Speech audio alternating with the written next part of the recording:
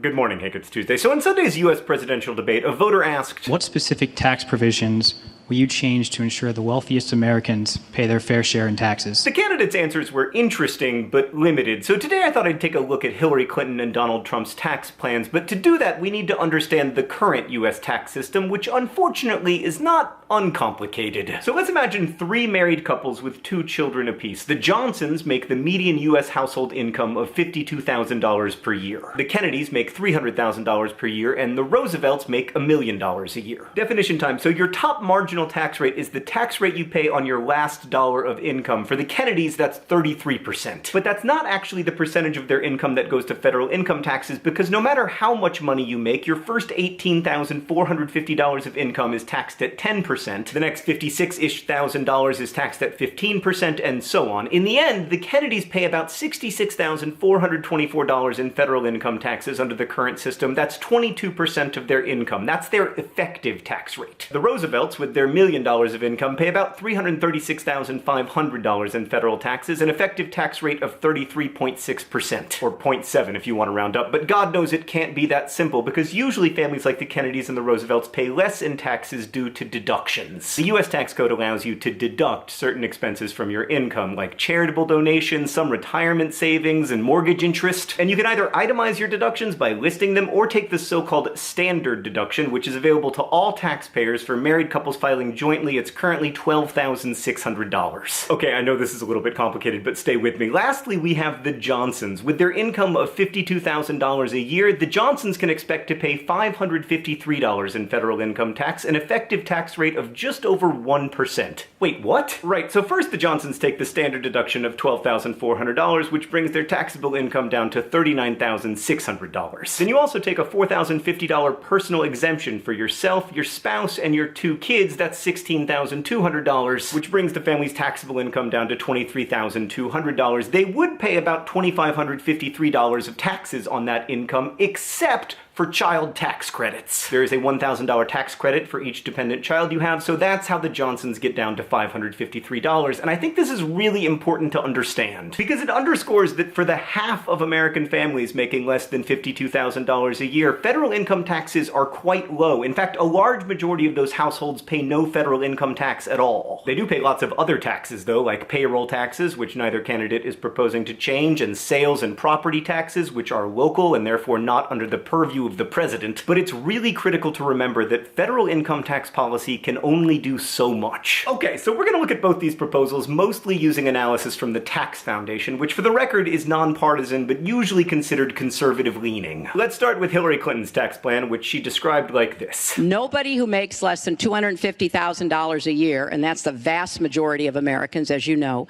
will have their taxes raised, because I think we've got to go where the money is. And that's accurate. Clinton's plan mostly leaves the tax code unchanged, with 4 main differences. First, income over $5 million per year, which is currently taxed at 39.6%, would be taxed at 43.6%. There's a lower tax rate on capital gains, which is like sale of appreciated stock or of a business, and on capital gains over $5 million, Clinton's tax plan would also increase that rate 4% from 20 to 24%. Secondly, households with over $1 million in income would have to pay at least a 30% effective tax rate. So basically they couldn't use deductions to get under a 30% tax rate. Third, carried interest would be taxed like regular income. This is a little bit complicated, but basically carried interest allows many investment bankers to claim most of their income as capital gains rather than as ordinary income, which means they pay a lower tax rate. This would close that so-called loophole. And lastly, Clinton's plan would double the child tax credit and also introduce a new $1,200 tax credit for caregivers. So if you're taking care of an elderly or disabled family member, that credit would be available to you. There would also be some changes to the estate tax, and some corporate taxes would change in an attempt to keep U.S. companies from shielding their income from U.S. taxes. So under the Clinton tax proposal, neither the Kennedys nor the Roosevelts would see their taxes change, unless the Roosevelts are claiming hundreds of thousands of dollars in deductions, in which case their taxes might go up slightly. The Johnsons, however, would see their federal income taxes go from $553 a year to 0 because of the increase in the child tax credit. So just to be clear, at the debate when Donald Trump said, "She is raising everybody's taxes massively. That's just not true for the vast majority of Americans, but there is a cost to tax increases even when they're only focused on the rich.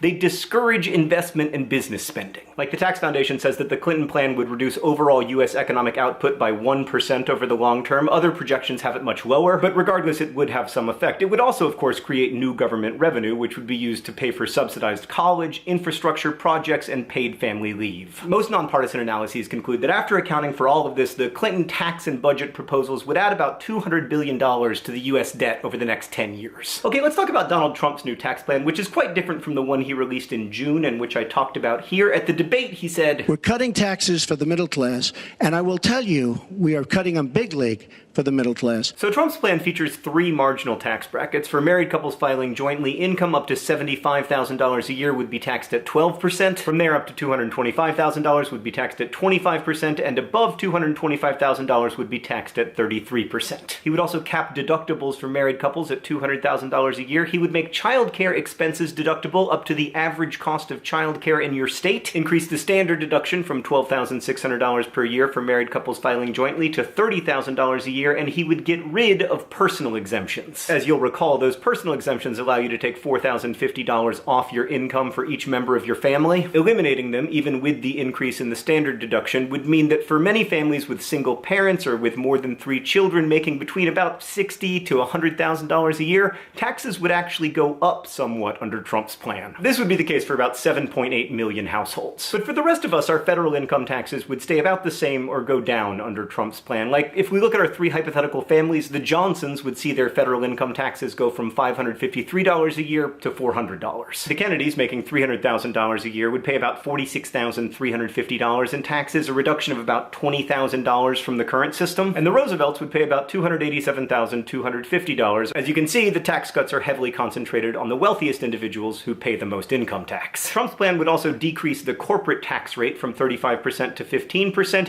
and like Clinton's plan, it would seek to get back some of the profits that are offshore from U.S. companies, and it would close the carried interest loophole. In total, before accounting for macroeconomic effects, Trump's plan would lower revenues somewhere between $4.4 and $7.2 trillion over the next 10 years, depending on who's doing the math. But just as higher taxes can discourage investment, lower taxes can encourage it, and the Tax Foundation does project that Trump's plan would lead to growth. But no matter what you've heard, that does not mean that tax cuts pay for themselves. They don't. For instance, both the Reagan and the Bush tax cuts boosted growth, but they lowered federal revenues. The Tax Foundation, which remember is conservative-leaning, says that even after growth is accounted for, federal revenues will decrease under Trump's plan between $2.6 and $3.9 trillion. Now, Trump has proposed to pay for some of this shortfall, around $1 trillion over 10 years, via budget cuts, but he also wants to spend about $500 billion more on the military over the next 10 years, so even the rosiest projections have Trump's total budget and tax plan adding about $2 trillion to the national debt over the next 10 years. That's 10 times greater than under Clinton's plan. And other projections, like those made by the Tax Policy Center, have that number at $7.2 trillion, 36 times greater than Clinton's plan. I want to pause for a second to discuss why this could be such a huge problem. So currently, the US's debt held by the public is about 77% of our total annual economic output. That's high, but it's not so high that people are worried about our ability to pay it back. We know that because interest rates on treasury bills are near zero. It's basically seen as a guarantee that the United States will pay its debt, but if our publicly held debt to GDP ratio gets higher, traditionally when it gets to 100% or 110%,